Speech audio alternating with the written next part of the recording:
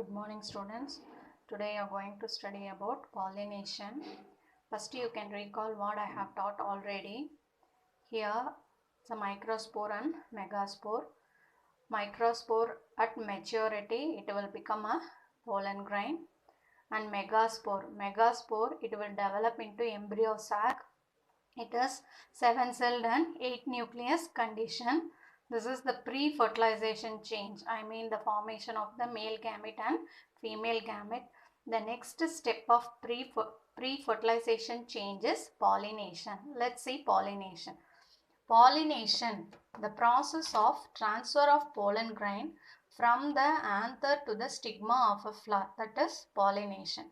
Here in gymnosperm it is called direct because the pollen grain directly fall on the ovule for fertilization. So we can call that as a direct. But in angiosperm the pollen grains fall on the stigma of the flower, then it will reaches the ovule for fertilization. So we can call this as a indirect. So pollination in gymnosperm is direct, pollination in angiosperm is indirect. Next, chasmogamous flowers. Many plants, flowers will open and it will expose its mature anther and stigma for pollination. This type of flowers are called chasmogamous flower, and this process is called chasmogamy. Next one, cleistogamous. It is just opposite to that of the chasmogamous. Here the pollination occur within the closed flowers. Here the pollination occur without opening and exposing their sex organ. This is cleistogamous, and this process is called cleistogamy.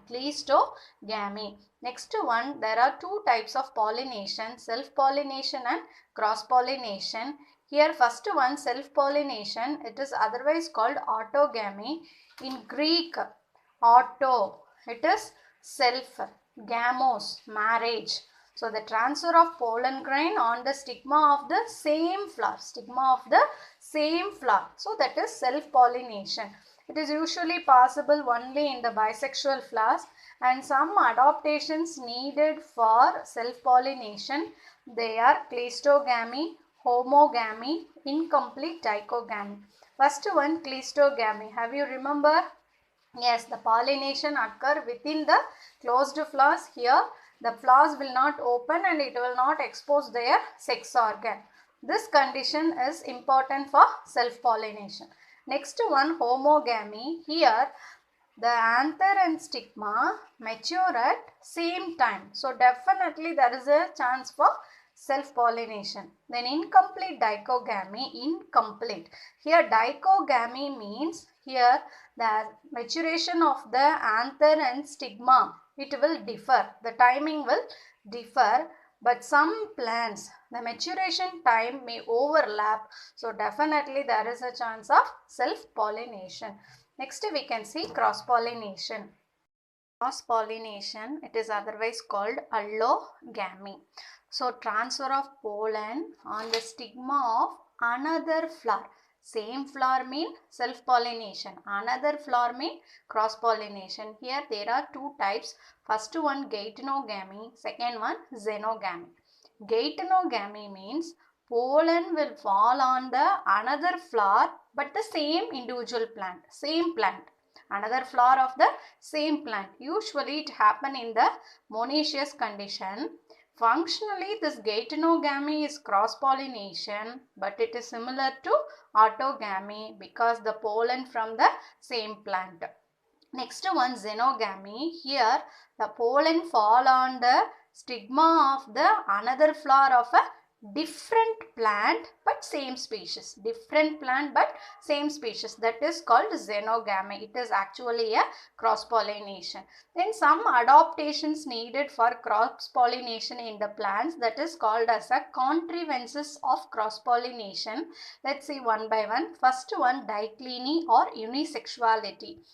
If the flowers are unisexual means definitely the cross-pollination will be happen. Here two types, first one monoecious, second one dioecious. Monoecious mean the male and female flowers are found on the same plant. Have you seen coconut? and bitter gourd. Here male and female flowers are found on the same plant. Next one, dioecious. Dioecious mean male and female flowers on the different plant. So we can see the male papaya plant and female. So the male and female flowers on the different plant. So this condition is needed for cross pollination. Next one, monocliny. Next one, monocliny, otherwise called bisexuality. Here the flowers are bisexual, but it have some special adaptations to prevent self-pollination. First one, dichogamy. Dichogamy, already I have said. Here bisexual flowers, in the bisexual flowers, anther and stigma mature at different time. That is called as a dichogamy. Here it is two type. First one, protandry. Second one, protogyny. Protandry, protogyny. Protandry, andry. Here the stamens mature earlier. The stamens mature earlier. So protogyny means, yes, you are correct, stigmas mature earlier. So protandry, example clerodendron, then protogyny, example Aristolochia. So if it is mature at different time means definitely there is a chance of cross pollination. Next one, hercogamy. Hercogamy means in a bisexual flowers, stamens and stigma are arranged in such a way that self-pollination becomes impossible. Example, gloriosa and hibiscus. See, in the hibiscus, the stigma is far above the anther. The stigma is, this is the stigma. This is far above the anther. Then how the self-pollination? So it is helpful for cross pollination. Next one, heterostyle. Here some plants produce 2 or 3 different forms of flowers that are different in their length of stamen and style. Here pollination occur only between the organs of the same length. Here first one, distyle, example primula, then tristyle, example lithyrum. Next one, self-sterility or self-incompatibility. If the pollen grains may fall on the stigma, but they can't able to germinate. They can't able to germinate. That condition is called self-sterility or self-incompatibility. Example, Abutilon passiflora. So here, what are the contrivances of cross-pollination? First one, dicliny or unisexuality. Second one, monocliny or bisexuality. Let's see the agents needed for pollination. Agents of pollination. Here the plants needed some agents for pollination. There are two types, abiotic and biotic. Abiotic includes wind and water. If the pollination is done by wind, it is called anemophily. If the pollination is done by water, it is called hydrophily. Then the biotic components, it includes animals and insects. Here the pollination is done by animals, it is zoophily. The pollination is done by insect, it is called entomophily. Many different categories are there in the biotic. First one, cantherophily. The pollination is done by beetle. Then the pollination is done by moth, phalanophily. If it is by ant, myrmecophily. If it is by bees, melitophily. Butterflies, psychophily. Snails, malacophily. The pollination is carried out by birds, it is ornithophily. The pollination is carried out by bats, it is chiropterophily. So what is the type of pollination carried out by birds? It is ornithophily. If it is done by bees, it is melitophily. If it is done by wind, it is anemophily. Let's see anemophily. The pollination is by wind. Here example, grass, sugarcane, bamboo, coconut, palm and maize. Here the flowers are performing this type of pollination, anemophily pollination. This is called anemophilous flowers. The flowers are called anemophilous flowers. So the anemophilous flowers possess some modification, possess some adaptations for performing anemophily. Let's see the features. Flowers in pendulous inflorescence, catkin and spike inflorescence. Then the flowers are small, colorless and not scented, and even it does not have nectar. Then the stamens are numerous and anthers produce more quantities of pollen grains, because while transferring time definitely there will be a wastage, so it should produce more amount of pollen grains. Then they are minute, light and dry. If they are small and dry, lightweight mean it can easily carried out by the wind.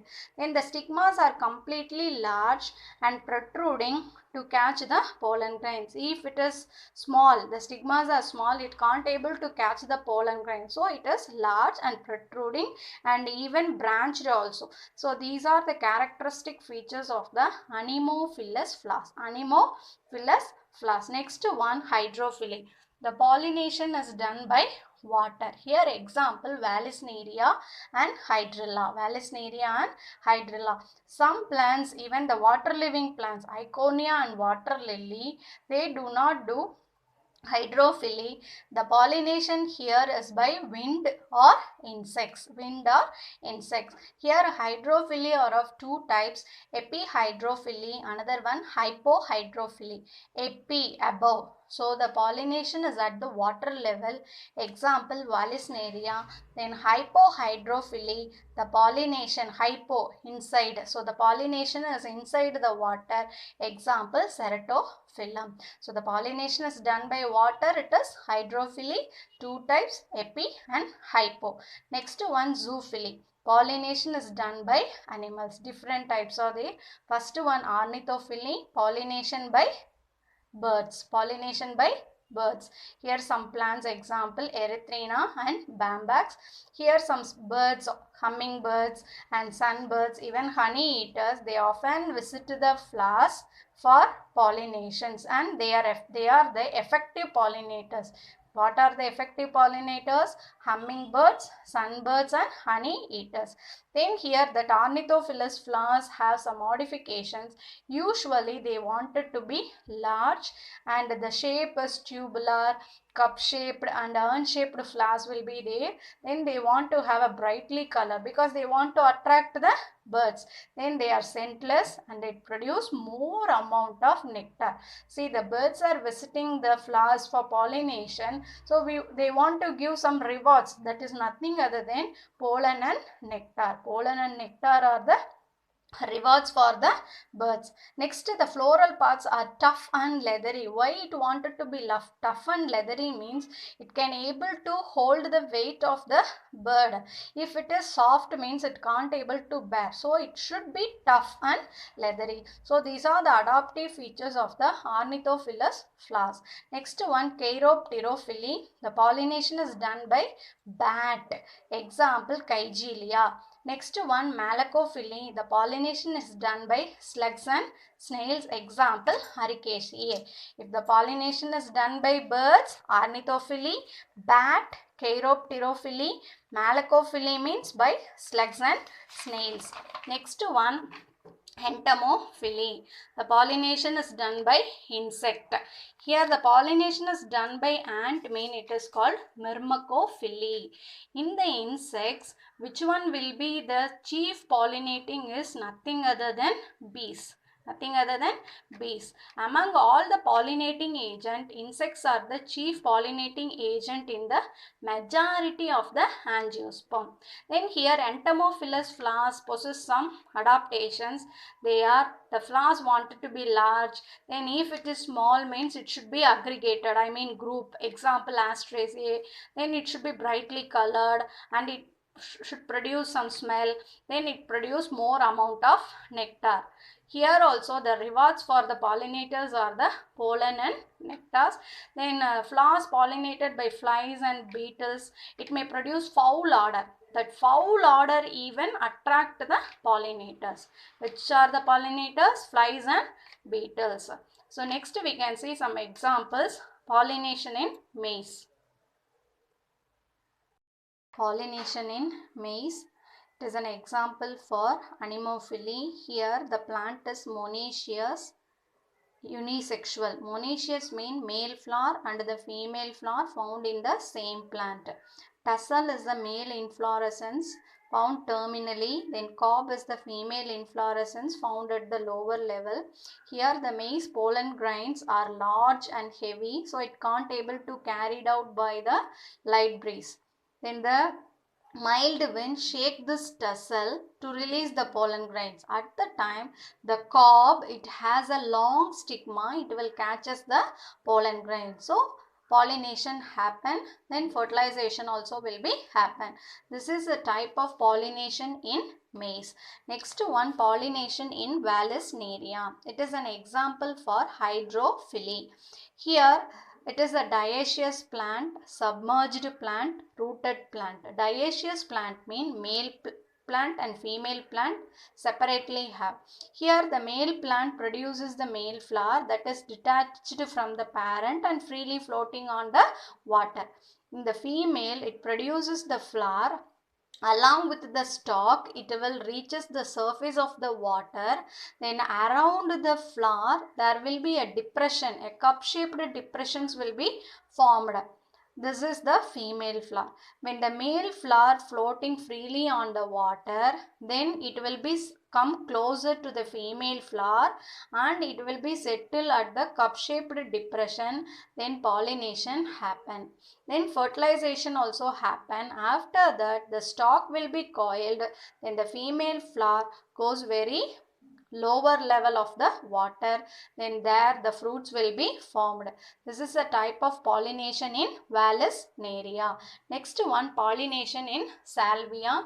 It is an example for entomophily. Here the flower is Salvia. It is adopted for bee pollination. You know, if the pollination is done by bee means that is melitophily. Here it is otherwise called the liver mechanism. Here the plant flower is a protandry.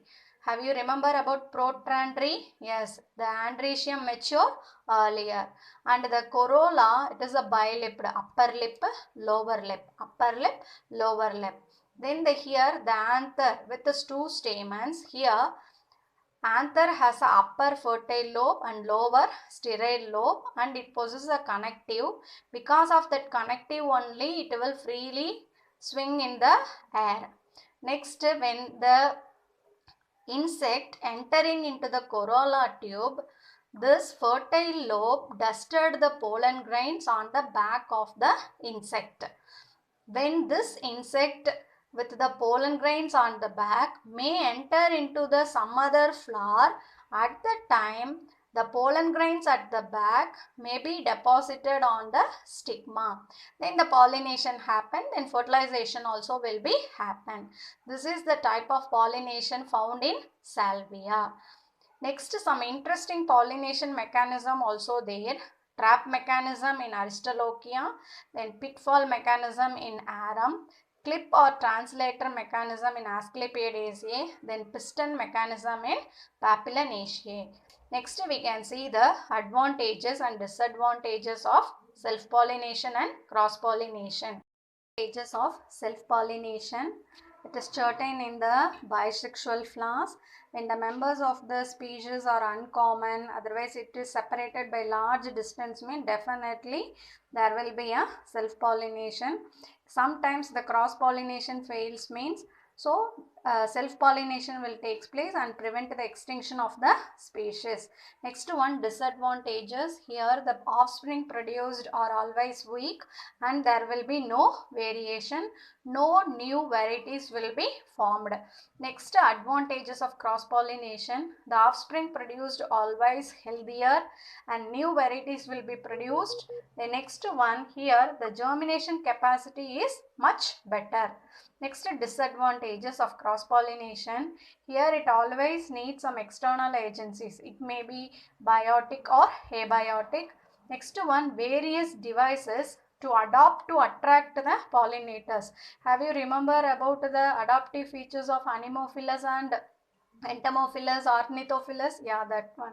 So disadvantages, dependence on external agencies, then various devices to adopt to attract pollinators. Then why there is a need of pollination? It's a prerequisite for the fertilization, because fertilization results in the production of the fruits and seeds. If pollination not takes place, then there will be no fertilization. So the process of reproduction stop here itself. Then it will brings the male and female gametes closer for fertilization.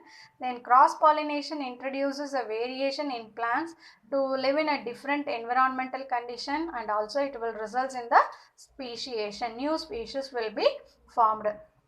Students, I will give you some questions. This is the time you can study well and you can write this in as a self test. Thank you.